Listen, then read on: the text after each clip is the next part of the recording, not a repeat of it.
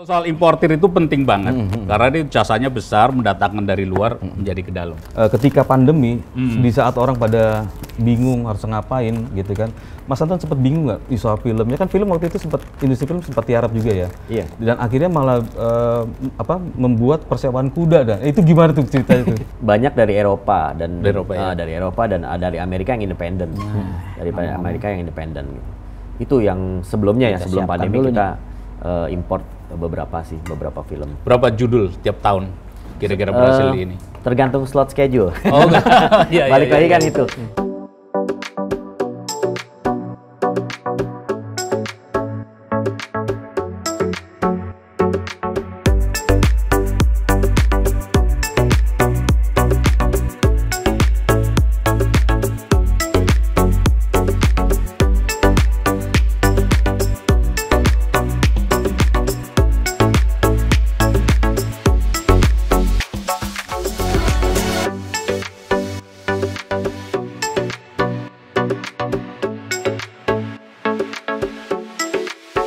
Mas Anton kebetulan juga ada sahabat saya juga yang janjian pengen nongkrong di sini. nongkrong di sini, ya kan? Main ke tempat tendon ini. Iya. Benar-benar.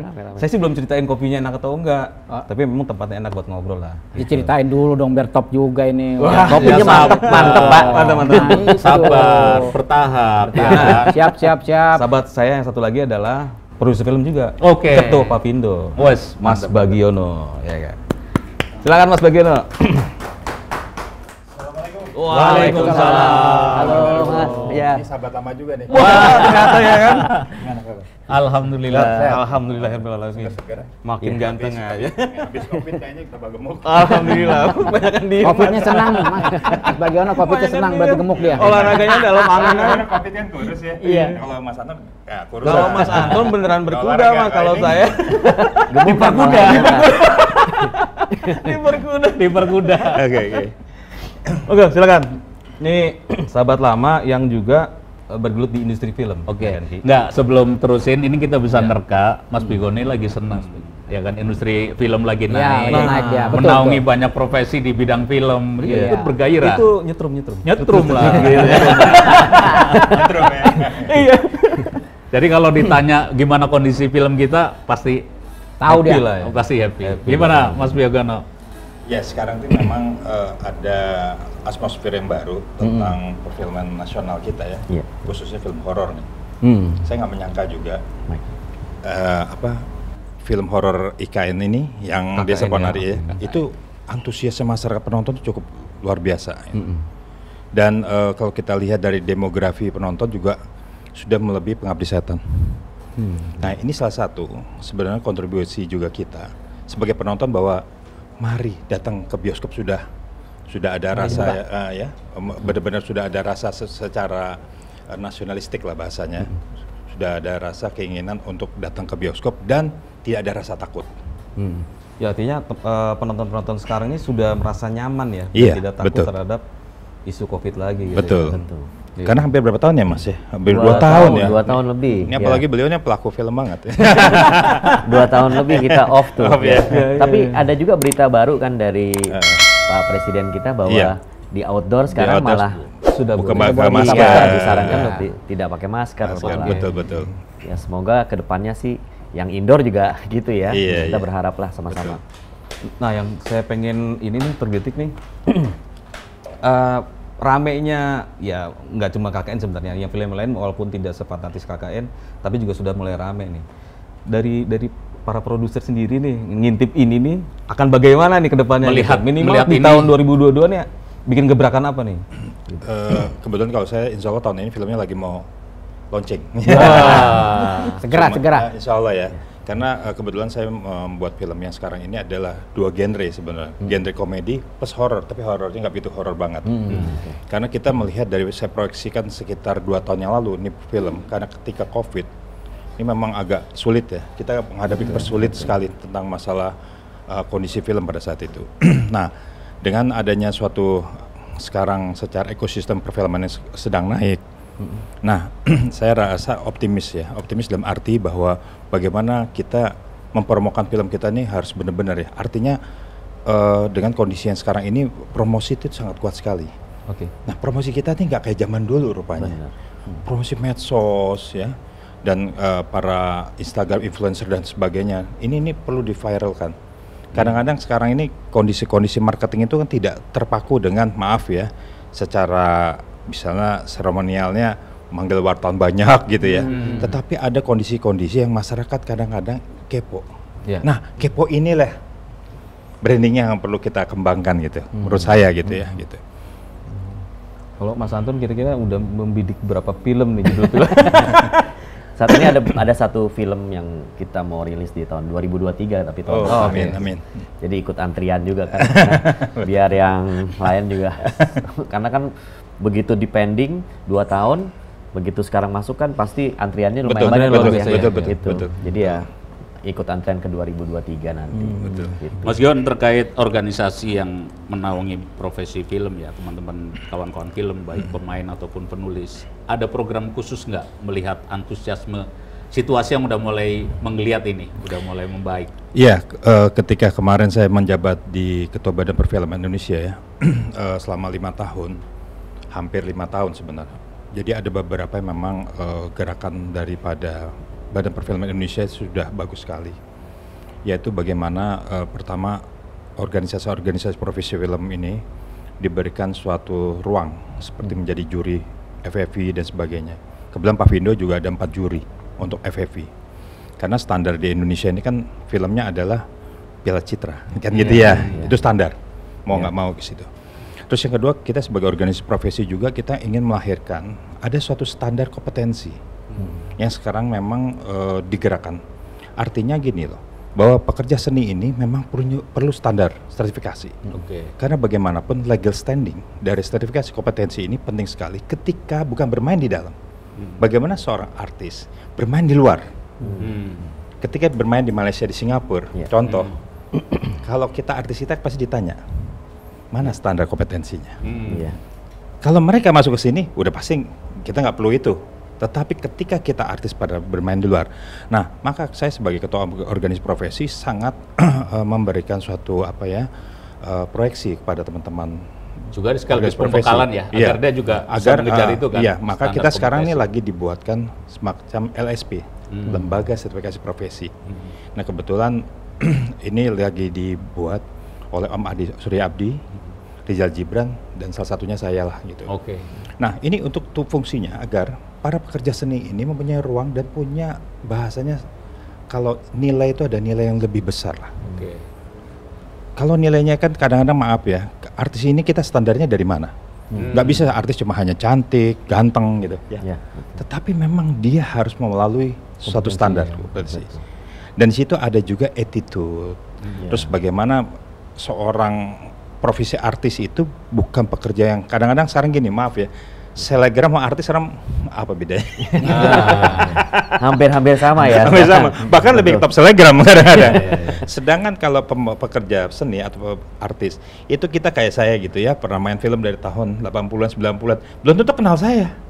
Belum tentu. Ya mainnya mana ya? Tapi kalau selegram sekarang, di YouTube medsos viral, lebih ngetop dia. Karena mungkin gini juga, masyarakat tidak bisa membedakan mana yang selebritis, mana yang pekerja seni, benar kan? Sekali. Gitu. Mana yang pelaku industri beneran? Pelaku industri beneran. Nah itu.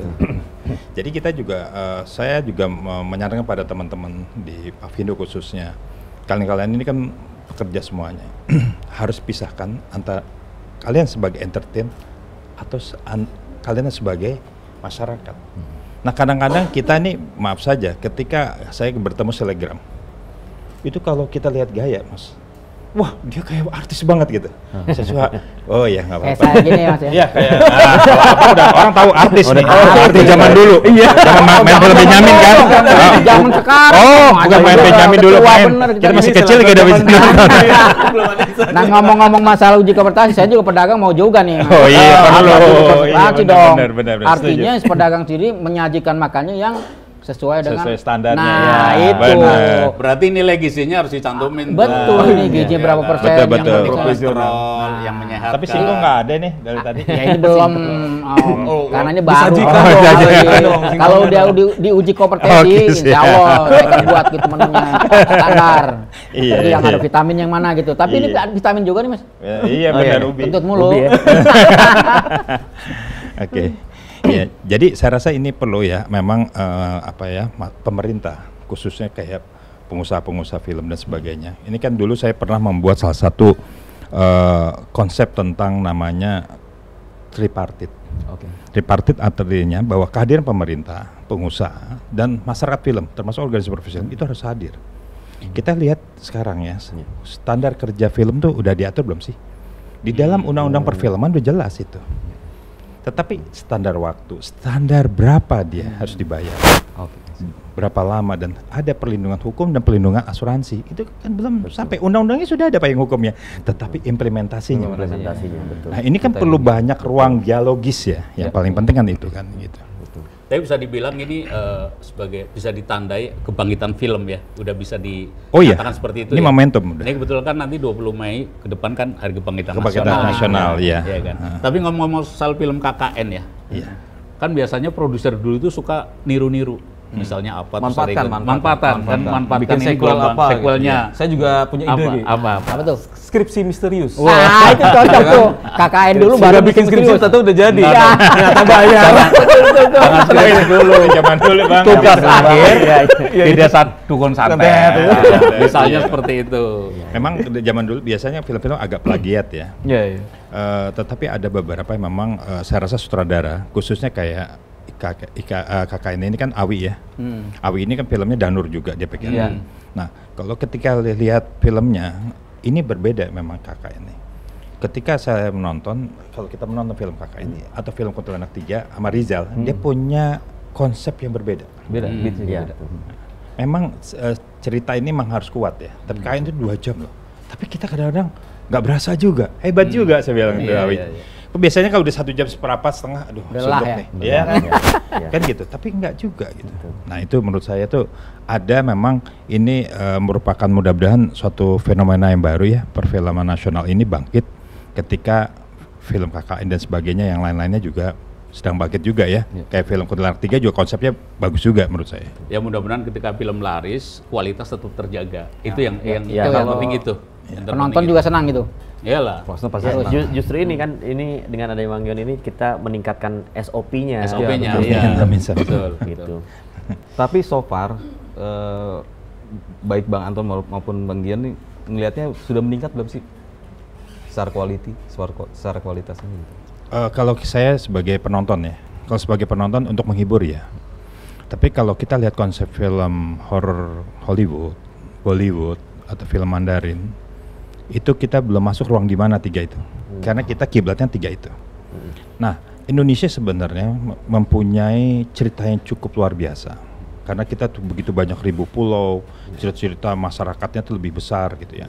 Tapi pengemasan ini perlu ada memang secara profesional. Film horor ini, maaf ya, jangan film sutradara film horor pindah film komedi. Sutradara film horor pindah ke film genre drama. Udah nggak nyambung. Pilih nggak masuk. Nah, bagaimana itu kita bisa, ya itulah salah satunya memberikan suatu bentuk bahwa sutradara ini harus punya rasa profesionalitas. Ya maaf saja ya, kalau kita ngambil sutradara gini, sutradaranya bekas apa? Wah film drama langsung ke horor. Nah, ini modelnya mau ngepopnya kemana nih gitu loh, iya kan? Gitu ya, aja. gitu. Jadi saya juga terus terang aja, ini saya mau buat film juga kan, film horor. Itu sampai mau cari sutradaranya aja, bukan apa? Saya lihat yang mana yang benar-benar kemisnya gitu. Iya, iya. Betul ya Mas Anton ya, Iya, chemistry-nya. chemistry-nya. Karena antara kita sebagai produser, terus kita sebagai ide kreatif cerita gitu ya. Ketika saudara mengimplementasikannya begini, kita begini, udah nggak nyambung. Nah kita kan sebagai penonton, jadi kalau saya sekarang gini, kalau saya bisa mengedit film, saya sebagai penonton deh, bukan sebagai seorang produser. Kalau produser seneng dari, wah bagus ya bos, bagus. Nah kayak gitu tuh yang nggak demen tuh. Iya kan gitu ya. Ada puisi tentang horor nih kayaknya nih. Bukan horor, Kebangkitan. kebangkitannya. Oh, Kebangkitan. oke. Siap. Cang, Bang Gion belum disuguhin minum loh. Wah, Kita nggak kopi, kalau bisa ada coklat. Aduh, coklat kebetulan lagi Udah. kosong nih. Oh ya udah apa aja dah. Lanjut.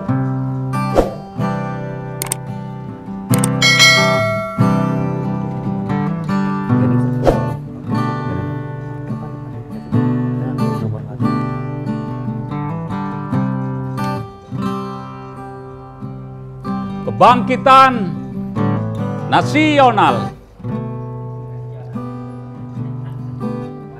Kita selalu memperingati Hari Kebangkitan Nasional setiap 20 Mei. Tetapi sayangnya, kita hanya mengingat bahwa kita pernah bangkit sehingga berhasil merdeka dari penjajahan. Lalu kapan kita sendiri akan bangkit dan bukan hanya sekedar mengingat? Sebab kita tidak pernah benar-benar merdeka. Begitu lepas dari satu penjajahan, akan masuk ke bentuk penjajahan yang lain. Musuh terbesar kita sekarang bukan yang berada di luar kita, tetapi ada di dalam diri kita. Bahkan kita sendiri menjadi penjajah dan musuh kita sendiri yang menindas rasa percaya diri kita sehingga tetap sebagai makhluk yang rendah diri. Musuh-musuh besar di dalam diri kita inilah yang terus menyerang, tak kenal lelah. Kita perlu bangkit secara nasional dan bangkit secara rasional. Jangan jadi kaum terbelenggu yang tidak punya kemauan, sekaligus banyak maunya. Matahari terbit dari timur, selalu ada harapan baru, selalu ada cita-cita baru. Penjajah itu selalu baru juga, tapi berterima kasihlah pada penjajah, sehingga engkau punya lawan untuk ditaklukkan. Jika tak ada lawan yang ditaklukkan, lantas atas dasar apa engkau masuk dalam kerajaan surga? Terima kasih.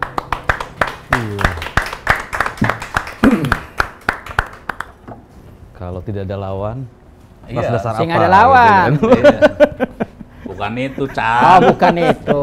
Ntar gue inilah kasih bocoran tafsirnya. Asik. Kasih sedikit dong, Ki. Gue juga pengen baca puisi, bukan dagang gini doang dong. Wah. Sekali-kali. Baca koran aja. Nah, koran udah lah basi lah. Oh iya. Sekarang kan Dia udah dalam zamannya. Sebelum baca puisi, baca tangan orang nggak berhasil, Ki. Oh, Baca nasib orang berhasil gua. baca nasib sendiri nggak berhasil. Belum berhasil. Belum berhasil. Tunggu BLT dulu. Oke. Terakhir, Oke. saya pengen dengar apa namanya, ya mungkin klise tapi harapan dari Bang Gion dan Mas Anton terhadap industri kreatif dan apa namanya mentalitas penonton di Indonesia. Gitu. Ya, saya berharap bahwa industri kreatif di Indonesia ini semakin ditingkatkan. Dengan artinya bahwa potensi sebenarnya dari sumber daya manusia atau manpower yang di Indonesia ini cukup banyak ya. Tetapi kita ini memang perlu pemerintah memperhatikan ya khusus nih sebenarnya. Karena kalau kita lihat potensi daripada secara jumlah penduduk kita, itu penonton kita nggak kalah dengan India kan sebenarnya. Okay. India kalau kita lihat secara industri filmnya cukup luar biasa karena dia punya revolusi industri. Nah, revolusi industri perfilman di India itu sudah dicanangkan dan bahkan di Korea bahkan dan sebagainya. Nah, yang belum adalah bagaimana revolusi industri. Nah, revolusi industri perfilman ini perlu kita angkat, lalu mungkin kehadiran pemerintah khususnya dari Parekraf, Menparekraf dan sebagainya yang berkaitan itu harus memberikan suatu, boleh dibilang brandingnya itu harus dinaikkan lah. Nah, yang kedua, penonton sekarang cerdas, karena kita harus tahu film kita bersaing dengan handphone kita. Betul. Handphone ini bisa nonton mau ceritanya mau nonton film yang baru kayak mau enggak mau apa film apa yang suka masuk yang ilegal tuh. Ya, bajakan juga masuk gampang. YouTube kita berapa ribu tentang misteri. Jadi kalau kita nggak punya performa atau karakter tersendiri, ini akan berbahaya sendiri. Maka kita harus tahu bahwa penonton kita bukan penonton yang dahulu. Penonton kita adalah ini zamannya digitalisasi ya. Jadi mereka lebih ngerti dan lebih bagaimana bisa ada suatu nilai. Nah ini yang perlu kita perhatikan. Jadi bagaimanapun juga masyarakat kita ini sekarang sudah cerdas. Lalu kita membangun mensaji film ini juga bukan dibuat semacam apa ya, kayak semacam karakter-karakter yang maaf plagiat dan sebagainya. Nah itu yang paling penting, jangan sampai plagiat gitu kan. Nah kita kan juga katanya di sini mau buat Jakarta Horror Screen Film. Festival. Nah itu perlu juga kita bangun.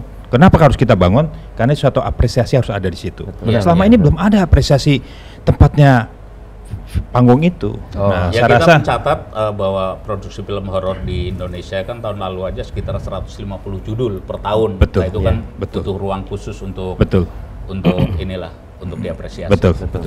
Oke, mungkin dari Bang Anton sekarang harapannya tentang industrinya dan penonton. Hampir sama Bang Gion. Jadi intinya ya gitu, dengan adanya hadirnya banyak komunitas dan ada Bang Gion juga di sini. Jadi progres sebenarnya untuk industri film agar lebih maju secara kualitas. Tapi itu lagi balik lagi kita perlu dukungan pemerintah juga.